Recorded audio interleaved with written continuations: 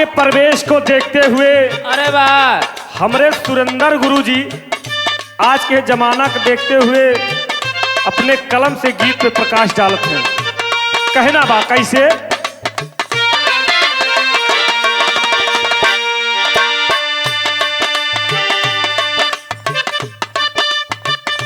सब ही चाल चले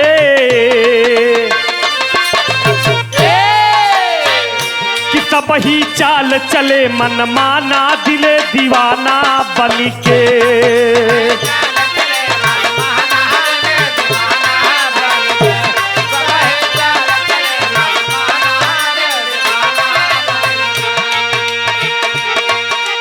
अंतरे की लाइन में कवि जी संकेत करते हैं,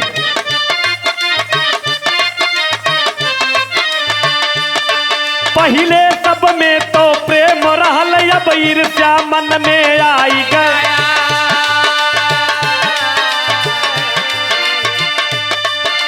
बाप के जियते भाई से भाई देखा अलगाई गया।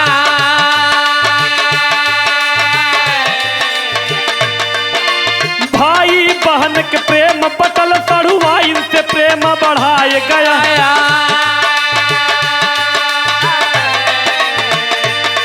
भौजाई के बात नमावे मन सरहज तो बहुत मिठाई गया।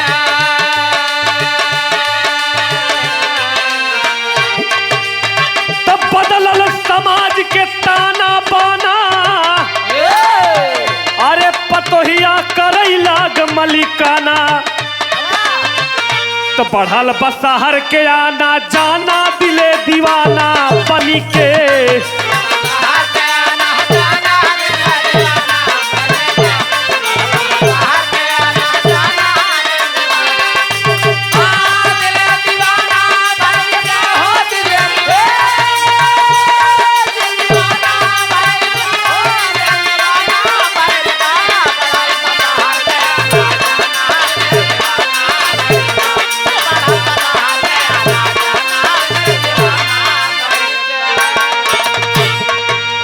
पहले के लोगन में आज के लोगन में जमीन आसमान के अंतर बा। वाह वाह वाह वाह। पहले लोग अपने भाई बहन से प्रेम मोहब्बत करें प्यार करें, लेकिन आजकल सब सड़ुआइनी के चक्कर पगलान है, वाह सामाजिक चक्कर में। बताओ भाई, आप सब समझदार है, ज्ञानी पुरुष है, बहुत ज्यादा बतावे कि नहीं ना गीत एकदम खर्चियाई की चले। दूसरे लाइन में कवि का संकेत है,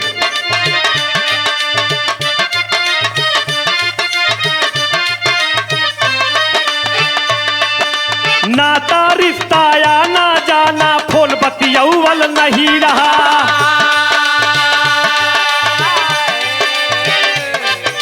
सच्ची बात रही मर्दे कई बात बुझौवल नहीं रहा।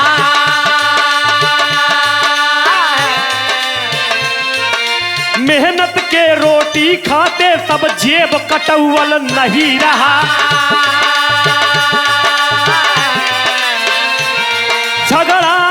झगड़ा पंचायत में टूटे अब आग लगौवल नहीं रहा।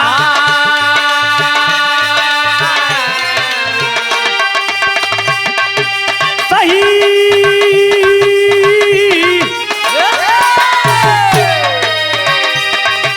रही सच्चाई के तब जीत, उल्टी हुआ तो है अब रीत।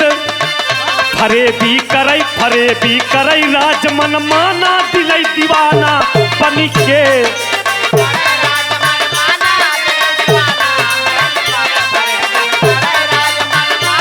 हाँ मालिक,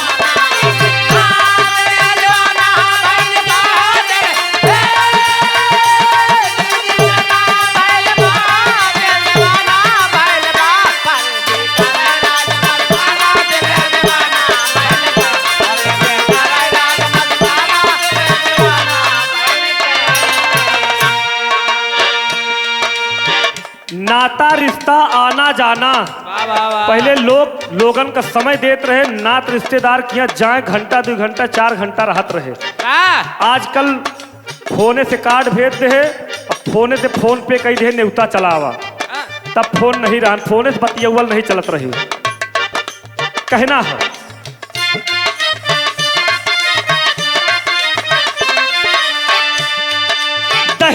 दानव के खातिर लक्ष्मी जस बिटिया भार भइल।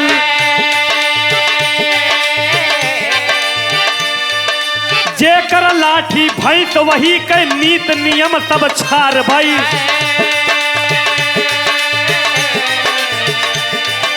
नव विकास के आड़ में देखा हया शर्म सब छार भया। फैशन के आधी आधी में पूरा देश उघार भया।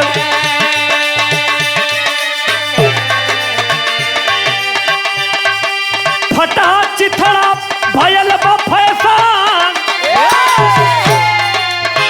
तो भूखे कुकुर देख के ऐठान। तो गावे फुहर बलंगर गाना दिले दीवाना बनी के।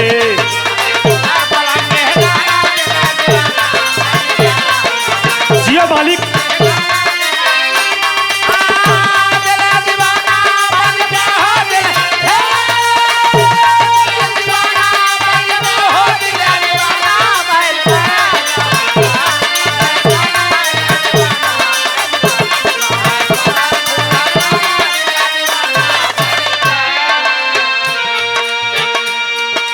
दहेज दानव के खातिर लक्ष्मी जिस बिटिया भार भयल। बतावे की बहुत जरूरत ना बा, आप सब समाज में देखत है कौन सा जहर कौन सी हवा बह रही है। कहना है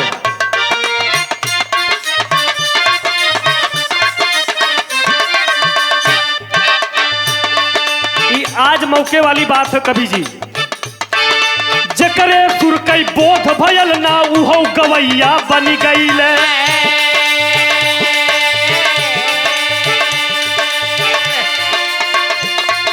सहद ज्ञान के भान भयल ना ते लिखवैया बनी गईले।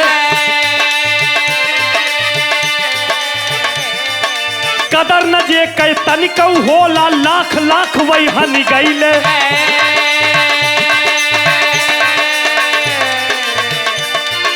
जे ना दिहला कभो परीक्षा उहो पढ़वैया बनी गईले।